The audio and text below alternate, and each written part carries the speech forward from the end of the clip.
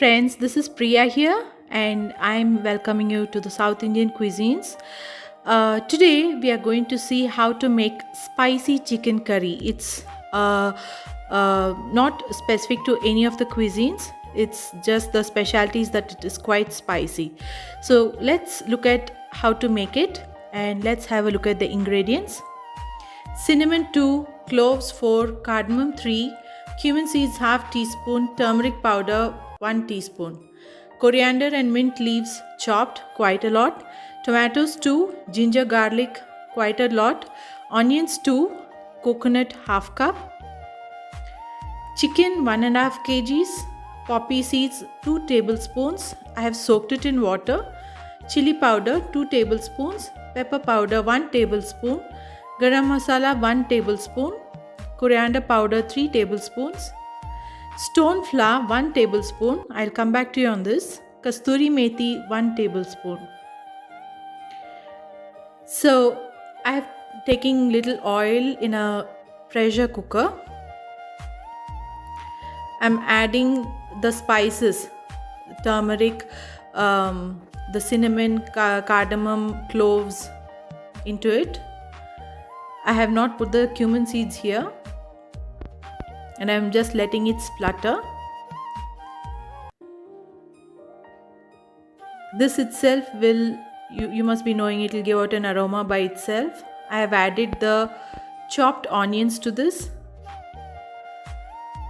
I have taken 1.5 kg, so the ingredients are all according. So if you are going to make half kg chicken, you can divide all the ingredients by 3, or if it is 1 kg chicken, by 2. So I have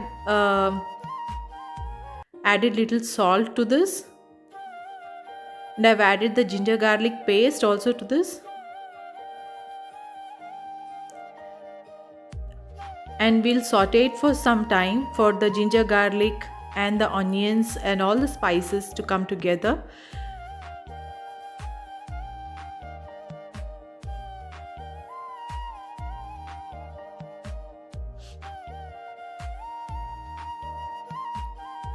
When it turns, when the onions are translucent and when it turns like slightly brown, now the stone flour, this is the pepper powder, I'm adding to this. We'll add the pepper powder, the garam masala. Yeah, this is the garam masala I've added to this, and we'll again saute it for some time.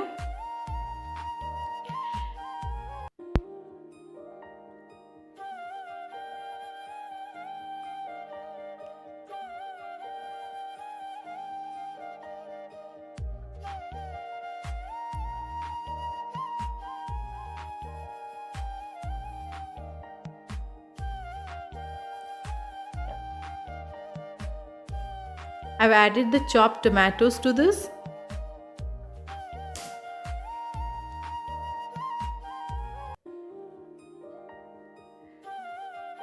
Now we let it become little pulpy. I'm adding the chopped mint and coriander leaves to this.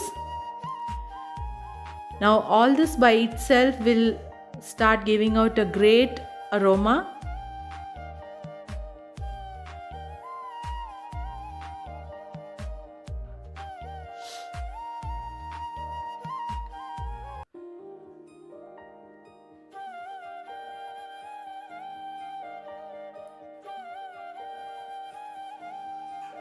In non-veg, the best tip would be not to compromise on the onions and the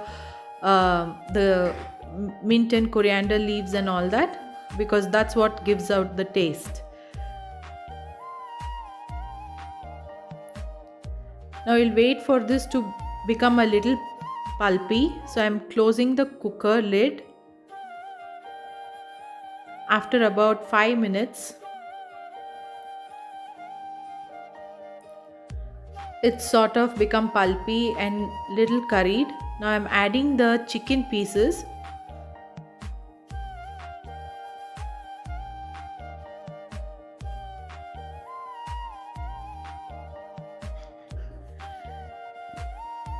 The black stone flower that I said, it's one of the rare spices that is from Tamil Nadu. Some parts of Tamil Nadu grow it. It's a type of lichen that's grown, and we use it as spices. We use it in like soups to thicken the soups, and um, most of the South Indian curries, and even like in Mughlai cuisine, it's quite important spice. So I'm adding little more salt to this after adding the chicken.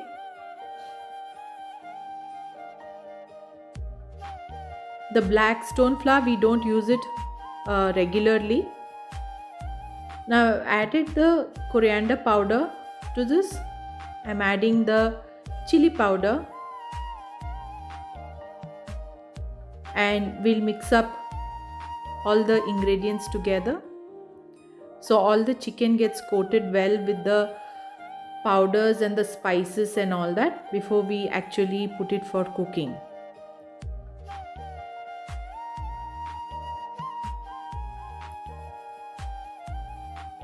I'm adding little water to this because, like you know, the chicken itself will give out some water.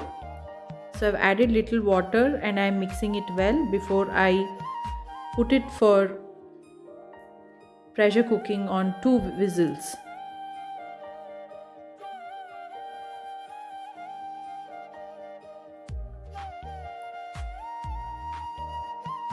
Now I've closed the cooker and I'm going to cook it for 2 whistles. Meanwhile, in a mixer jar, I have taken the coconut and we'll add the, I have just like first ground it little, and then I'm adding the soaked poppy seeds to this, and now we'll grind it to a smooth paste and keep it aside. Now after the chicken is cooked,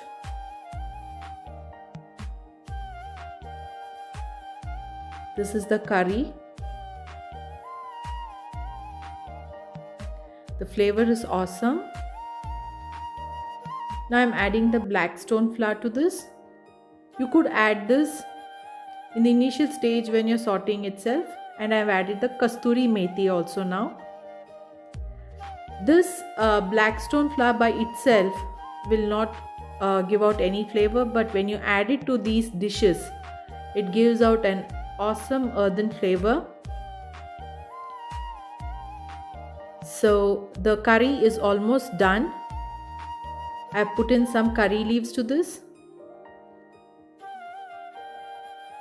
And now we'll add the ground paste, the ground coconut paste to this. And once it comes to a boil, your chicken curry is ready to be savored. It's quite easy and it's really worth a try. Yeah, after it cooks, this is how it looks after it comes to a boil. Do try it. It goes well with ghee rice, white rice, idlis, dosas. I don't have to tell you, it's a welcome in our menu anytime. So do try it and let me know what you think.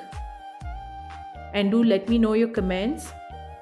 If you like it, please like, share and subscribe. Thank you for watching. Bye.